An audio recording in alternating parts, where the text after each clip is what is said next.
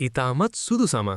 සමය වර්ණ පරාසයේ ඉතාමත් ලා පැත්තේ තියෙන්නේ ඉතාමත් සුදු නැත්තම් සුදුමැලි බවට හුරු සමා. මේ සමට හිරුවෙලිය සමහර වෙලාවට අවදානමක් වගේ දැනෙන්නත් පුළුවන්. මේ වගේ සම වර්ධනය වුණේ ප්‍රධාන වශයෙන් උතුරු යුරෝපයේ. ඒ තැන්වල හිරුවෙලිය අඩුයි, ශීත කාලයේ දිගයි, වලාකුළු සහිත දවස් වැඩි. ඒ වගේ පරිසරයක ශරීරයට හැකිතරම් හිරුවෙලිය ඇතුල් කරගන්න ඕනේ වුණා. ඉතාමත් සුදු සම ඒකට උදව් කරලා විටමින් D හදාගන්න ශරීරයට ඉඩ දුන්නා.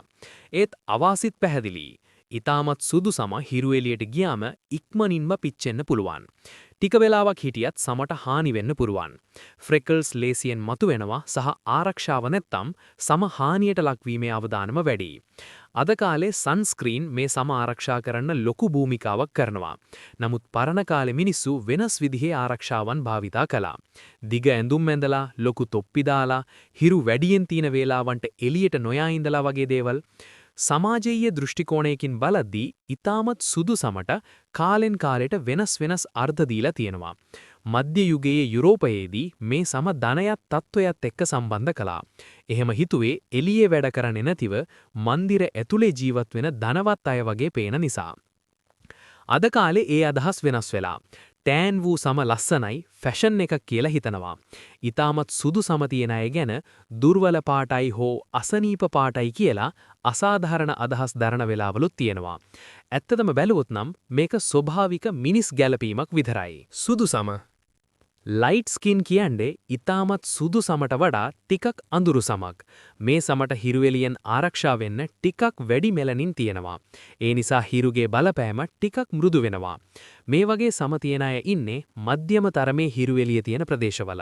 ශරීරයට හිරුවෙලිය ගන්න ඕනේ, නමුත් ඉතාමත් සුදු සමට වගේ වැඩියෙන් නෙවෙයි. ලයිට් ස්කින් තියෙන අයට ටිකක් ටෑන් වෙන්න පුරුවන්. ඒ දිගු වෙලාවක් හිරුවෙලියට ගියාම ආරක්ෂාව නැත්තම් සම දහඩියට හෝ පිච්චෙන්න පුළුවන්. ෆ්‍රෙකල්ස් ලේසියෙන් මතුවෙනවා, හිරුවෙලියට ගියාම රතුවීමත් ඉක්මනින් වෙනවා. මේ සම හිරුවෙලිය ඇතුල් කරගන්නත් ටිකක් ආරක්ෂාව දෙන්නත් සුදුසු අතරමැද සාමාන්‍ය තත්ත්වයක්.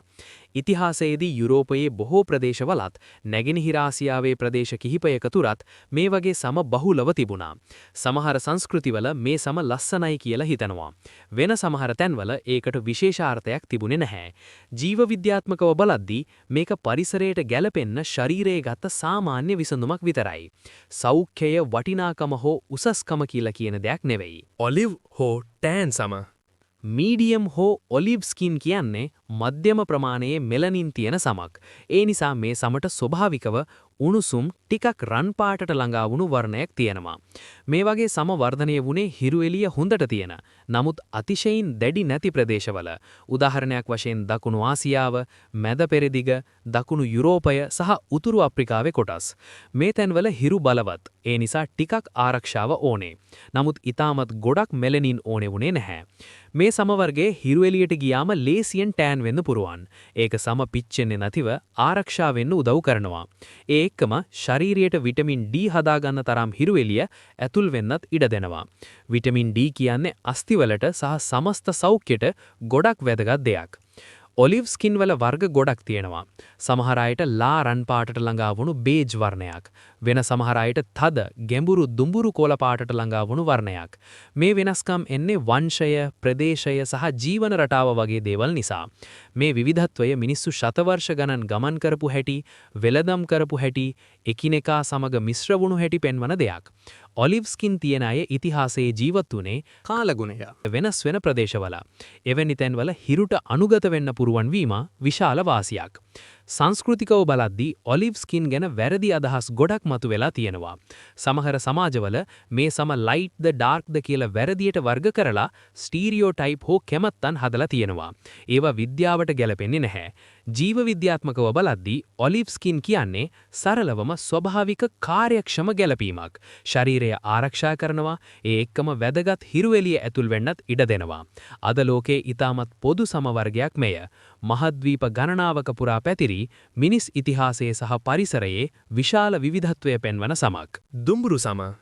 දුඹුරු සම කියන්නේ ලෝකේ තියෙන සමවර්ගවලින් ඉතාමත් විශාල වර්ණ පරාසයක් තියෙන සමක්. මේ සම දකුණු ආසියාව, අප්‍රිකාවේ ප්‍රදේශ, ලැටින් ඇමරිකාව සහ පැසිෆික් දූපත් වගේ තැන්වල වැඩියෙන් පේනවා.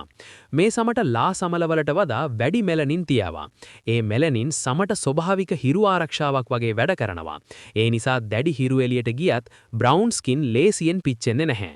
දීර්ඝකාලීන හිරු හානියටත් හොඳ ආරක්ෂාවක් ලැබෙනවා. නමුත් මෙලනින් වැඩි නිසා විටමින් D හදන වේගය ටිකක් අඩු වෙන්න පුළුවන්. ඒ නිසා කාමබීම, ජීවන රටාව සහ එළියට යන කාලය වැදගත්. මේ සමවර්ගය අසාමාන්‍ය දෙයක් නෙවෙයි. මේක දැඩි පරිසර තත්වයන්ට මුහුණ දීලා ජීවත් වෙන්න ශරීරය හදාගත්ත ඉතාමත් කාර්යක්ෂම ජීව විද්‍යාත්මක විසඳුමක්. ජීව විද්‍යාත්මකව බලද්දී මේ සමවර්ගයේ මිනිස් ශරීරයේ ඉතාමත් සාර්ථක ගැලපීම් වලින් එකක්. ඒක මිනිස් ශරීරයේ කොහොමද දැඩි හිරු යට තමන්ව ආරක්ෂා කරගෙන කටුක කාලගුණයට ඔරොත්තු දීලා අවුරුදු දහස් ගණනක් ඉන්න හැකි වුණ එක කියලා පැහැදිලිව පෙන්වන උදාහරණයක්. ඇල්බිනෝ සම. ඇල්බිනිසම් කියන්නේ සමවර්ණයක් නෙවෙයි. ඒක කිසිම ජාතියකට හෝ ජනවර්ගයකට බැඳිලා තියෙන දෙයක්කුත් නෙවෙයි. මේක ජානික තත්වයක්. ඒ කියන්නේ ශරීරයේ සාමාන්‍යයට වඩා ඉතාමත් අඩුවෙන් මෙලනින් නිපදවන එක. මෙලනින් කියන්නේ සමට වර්ණය, කෙස්වලට සහ ඇස්වලට වර්ණය දෙන ස්වභාවික ද්‍රව්‍යයක්. ඇල්බිනිසම් තියන අය ලෝකේ ඕනෙම තැනක, ඕනෙම පවුලක, ඕනෙම සමවර්ණයක් තියෙන දෙමව්පියන්ගෙන් උපදින්න පුළුවන්. ඔවුන්ගේ ඉතාම සුදු සම, ලාපාට කෙස් සහ බොහෝ වෙලාවට ඉතා ලාපාට ඇස් තියෙන්නේ පරිසරයේ හෝ හිරු එළිය නිසා නෙවෙයි. ඒක ඔවුන්ගේ ජාන නිසා. මෙලනින් ඉතාම අඩුවෙන් හදන නිසා ඇල්බිනිසම් තියන අය හිරු එළියට අතිශයින් සංවේදී. ටික වෙලාවක් එළියට ගියත් සම පිච්චෙන්න පුරුවන්. ඒ නිසා හිරු ආරක්ෂාව අත්‍යවශ්‍යයි. සන්ස්ක්‍රීන් භාවිතා කිරීම, ආරක්ෂිත ඇඳුම්, තොප්පි සහ සන්ග්ලාස් වගේ දේවල් ගොඩක් වැදගත්. ඇස් සම්බන්ධ ගැටලුවත් බහුලයි. ඒකට හේතුව මෙලනින් ඇස් වර්ධනයටත් වැදගත් වීම. ඒ නිසා ඇල්බිනිසම් තියෙන බොහෝ අයට විශේෂ කාච, ඇස් කණ්ණාඩි හෝ වෛද්‍ය සැලකිල්ල අවශ්‍ය වෙනවා. ඇල්බිනිසම් සම්පූර්ණයෙන්ම ස්වභාවික දෙයක්. ඒක බුද්ධියට, චරිතයට හෝ සාමාන්‍ය සෞඛ්‍යයට බලපාන්නේ නැහැ. හිරු සංවේදනය සහ ඇස් ගැටලු හැර වෙන දෝෂයක් නැහැ. නමුත් සමාජීය දෘෂ්ටිකෝණයකින් බලද්දී ඇල්බිනිසම් තියෙන අය බොහෝ රටවල මිත්‍යාවන්, වෙනස්කම් සහ අසාධාරණකම් වලට මුහුණ දීලා තියෙනවා. ඒවා විද්‍යාවෙන් නෙවී අඥානයෙන් හැදුණු දේවල්. ඇත්තටම බැලුවොත් නම් මේක ස්වභාවික මිනිස් ගැලපීමක් විතරයි. ස්වභාව දහම මිනිස්සු වෙනස් හැටිය නිර්මාණය කරන හැටි පෙන්වන උදාහරණයක්. ඇල්බිනිසම් තියෙන අය සාමාන්‍ය මිනිස්සු. සමහර වෙලාවට ඔවුන්ව ලෝකය වැරදියට තේරුම් ගත්තත් ජීව විද්‍යාත්මකව ඔවුන් අනිත් හැමෝම වගේ සම්පූර්ණ මිනිස්සු. විටිලිගෝ සම. විටිලිගෝ කියන්නේ සමේ වර්ණයක් නෙවෙයි. සමේ සමහර තැන්වල මෙලනින් නිපදවීම නවතින තත්වයක්. ඒ නිසා සමේ සුදු හෝ ලාපාට පැල්ලම් ඇතිවෙන්න පුළුවන්.